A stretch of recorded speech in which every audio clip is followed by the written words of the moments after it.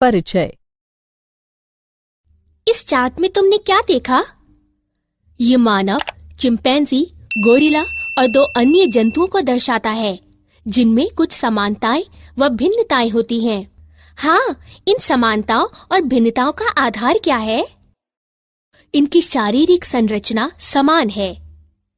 बिल्कुल नहीं, लेकिन समानताओं और भिन्नताओं का आधार सामान्य जीव रूपों से इन जंतुओं का विकास है। ठीक है, क्या तुम ये कहना चाहती हो कि इस चार्ट से पता चलता है कि मनुष्य में पूर्वज चिंपैंजी थे, चिंपैंजी के पूर्वज गोरिल्ला थे और इसी तरह? हाँ, आओ मैं तुम्हें विस्तार से समझाती हूँ कि कैसे पृथ्वी पर एक के बाद एक विभिन्न जीव रूपों का विकास हुआ।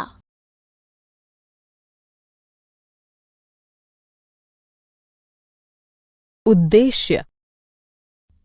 इस पाठ के अंत में आप निम्न करने में सक्षम हो जाएंगे: विकास के डार्विन सिद्धांत को समझना, प्राकृतिक वर्ण की अवधारणा को समझना, सॉल्टेशन की अवधारणा समझना, हार्डी-वेनवर्ग सिद्धांत को समझना, होमो सेपियंस के विभिन्न पूर्वजों के बारे में जानना।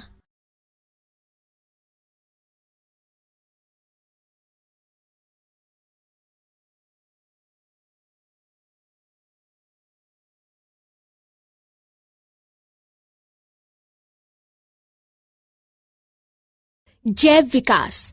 जैव विकास को विस्तार से समझने के लिए चार्ल्स डार्विन ने 2 मुख्य अवधारणाएं प्रस्तुत की: शाखन अवरोहण, प्राकृतिक वर्ण। शाखन अवरोहण: विकास तब होता है जब अधिक अनुकूल जीव संख्या लक्षण एक पीढ़ी से दूसरी पीढ़ी में जाते हैं।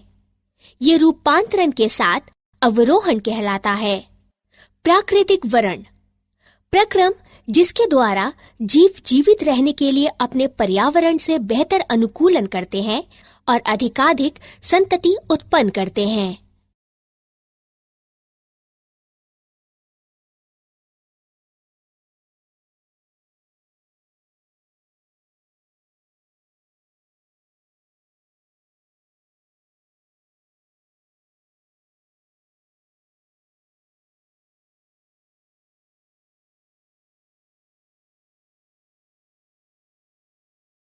रूपांतरण के साथ अवरोहण: प्रत्येक जीव संख्या विष्टि की बनी होती है, जो एक दूसरे से थोड़ा भिन्न होते हैं। विविधताएं जो व्यष्टियों को सफलतापूर्वक जनन करने के लिए पर्याप्त समय तक जीवित रहने की क्षमता प्रदान करती हैं, प्रायः अगली पीढ़ी में पहुंचती हैं। तत्पश्चात ये लक्षण बहुत सामान्य हो जाते हैं और जीव संख्या में विकसित होते हैं। ये रूपांतरण के साथ अवरोहण कहलाता है। रूपांतरण के साथ अवरोहण द्वारा विकास में 2 अलग-अलग तत्व शामिल हैं: रूपांतरण अर्थात किसी वंश में परिवर्तन, शाखन अर्थात समान पूर्वजों वाली विभिन्न प्रजातियां।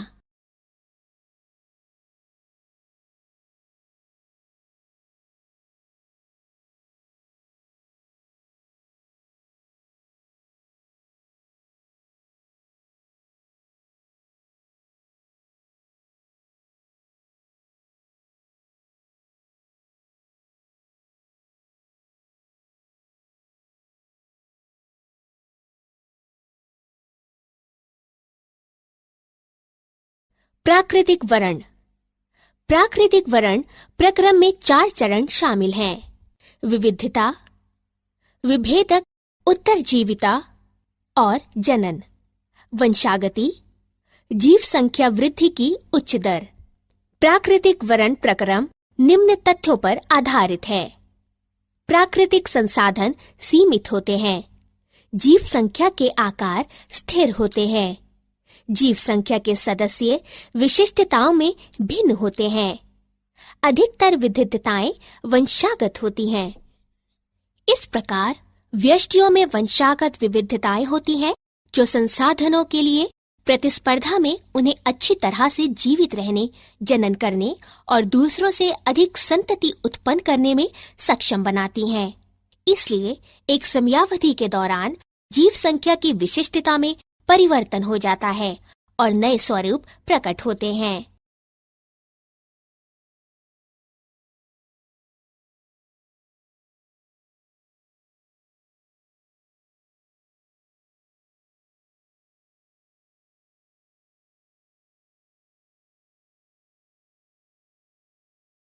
प्राकृतिक वरण के उदाहरण।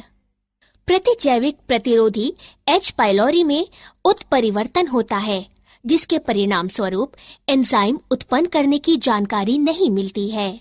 ये एंजाइम सामान्यतः एक प्रतिजैविक को एक विष में बदल देता है, जिसके कारण मृत्यु हो जाती है। लेकिन जब प्रतिजैविकों को उत्परिवर्ती एच पाइलोरी पर प्रयुक्त किया जाता है, तो ये जीवाणु जीवित रह सकते हैं, जबकि सामान्य जीवाणु मर जाते हैं। इसलिए प्राकृतिक वरण द्वारा जो जानकारी खो देता है, जीवित रहता है और अपने लक्षणों को अपनी संतति में पहुंचाता है। विकास की क्रियाविधि। ह्यूगो टिवेरिस ने बताया कि उत्परिवर्तन अर्थात जीव संख्या में सहसा आने वाले बड़े बड़े परिवर्तन विकास के कारण हैं। ये उत्परिवर्तन यादृच्छिक और दिशाहीन होते हैं। ऐसे उत्परिवर्तन प्रजाति की उत्पत्ति का कारण है और इसलिए सॉल्टेशन विशाल उत्परिवर्तन का बड़ा कदम कहलाते हैं।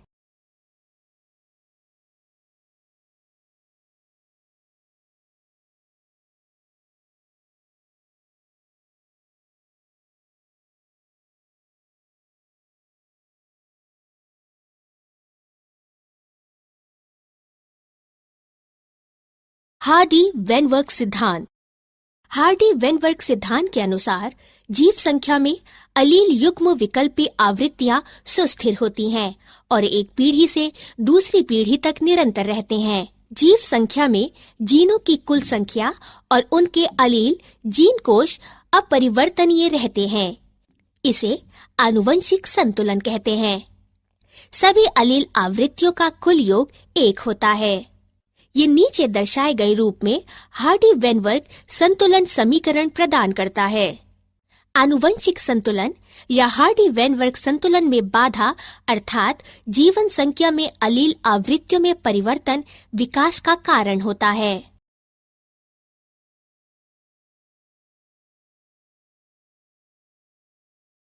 हार्डी-वेनवर्ग संतुलन को प्रभावित करने वाले कारक। निम्नलिखित 5 कारक हार्डी-वेनवर्ग सिद्धांत को प्रभावित करते हैं। जीन प्रवाह, आनुवंशिक अपवाह, उत्परिवर्तन, आनुवंशिक पुनर्योग और प्राकृतिक वरण। जीन प्रवाह। जब जीव संख्या का स्थान परिवर्तन होता है, तो जीव आवृत्तियां भी बदल जाती हैं। ये दोनों मौलिक तथा नई जीव संख्या में होता है। नई समष्टि में नई जीनें और अलीलें युग्म विकल्पी जोड़ दी जाती हैं और पुरानी समष्टि से ये घट जाती हैं। जब इस प्रकार से अनेक बार स्थान परिवर्तन होता है, तो ये जीन प्रवाह को उत्पन्न करता है। आनुवांशिक विचलन। यदि जीन पलायन संयोगवश होता है, तो आनुवंशिक अपवाह जेनेटिक ड्रिफ्ट कहलाता है। कुछ वास्तविक अपवाहित समष्टि नई प्रजाति के निर्माण की जनक बन जाती हैं तथा ये संस्थापक प्रवाह कहलाता है। उत्परिवर्तन। उत्परिवर्तन के कारण विभिन्नताएं होती हैं, जिसके कारण अगली पीढ़ियों में जीनों तथा अलीलों की आवृत्तियों में परिवर्तन होता है। आनुवंशिक पुनर्योग। पुनर्योग के कारण विभिन्नताएं होती हैं, जिसके कारण अगली पीढ़ी में जीन की आवृत्ति में परिवर्तन होता है।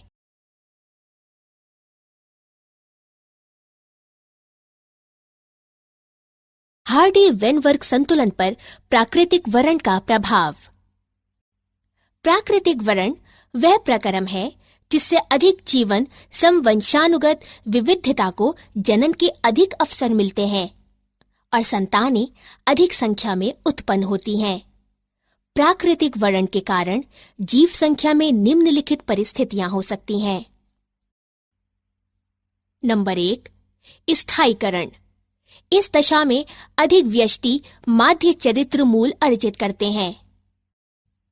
नंबर 2, दिशात्मक परिवर्तन। इस दशा में अधिक व्यष्टि माध्य चरित्र मूल की तुलना में अन्य मूल अर्जित करते हैं। नंबर 3, विदारण। इस दशा में अधिक व्यष्टि परिधीय चरित्र मूल अर्जित करते हैं।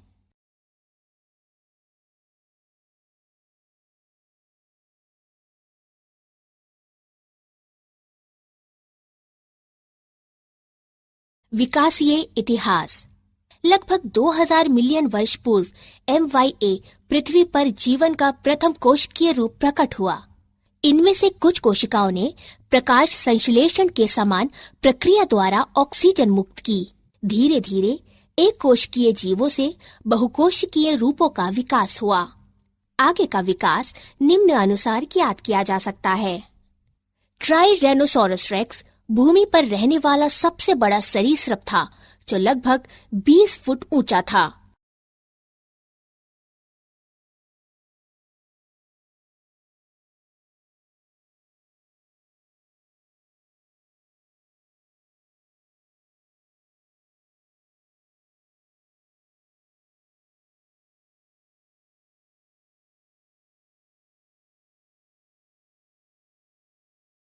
स्तनधारियों का विकास।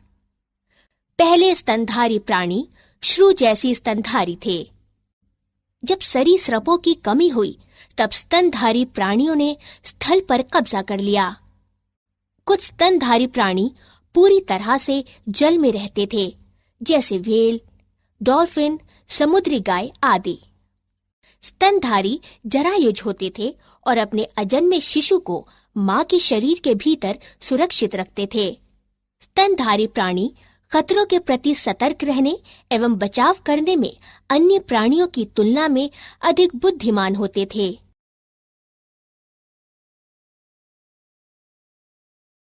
मानव का विकास। पूर्ण भाषा कौशल और आत्मचेतना के साथ मनुष्य निम्नलिखित चरणों में विकसित हुआ है। ड्रायोपिथिक्स। ये वानर गण है। इनका उद्भव लगभग 15 मिलियन वर्ष पूर्व हुआ था। कपि सदृश। रामापिथिक्स। ये वानर गण है। इनका उद्भव लगभग 15 मिलियन वर्ष पूर्व हुआ था। मानव सदृश सीधे खड़े होकर चलते थे तथा ऊंचाई में लगभग 4 फुट तक थे। ऑस्ट्रालोपिथेसिन आदि मानव लगभग 2 मिलियन वर्ष पूर्व अफ्रीका के घास स्थलों में पाए गए थे। पहला मानव सदृश प्राणी होमो हैबिलिस कहलाया गया था। मस्तिष्क यानी दिमागी क्षमता 650 से 800 सीसी के बीच थी। होमो इरेक्टस लगभग 1.5 मिलियन वर्ष पूर्व पाए गए थे। मस्तिष्क बड़ा तथा मस्तिष्क यानी दिमागी क्षमता 900 सीसी थी। ये मांस खाते थे। नियंडरटाल मानव। ये 1400 सीसी के मस्तिष्क वाले प्राणी थे, जो कि 1 लाख से 40,000 वर्ष पूर्व लगभग पूर्वी एवं मध्य एशियाई देशों में रहते थे। होमो सेपियंस।